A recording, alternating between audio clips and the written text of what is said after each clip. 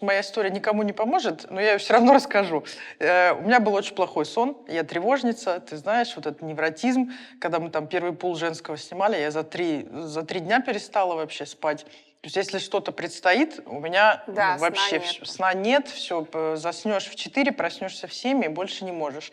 И у меня получилось, что когда было мега стрессовое событие в жизни, когда у мамы был инсульт, у меня, видимо, перезапустилась нервная система. Это, видимо, так для меня было ужасно, что я стала засыпать, я не успеваю голову донести до подушки, и меня уже вырубает, и вот на 8 часов. И вот уже 6 лет я вот так сплю.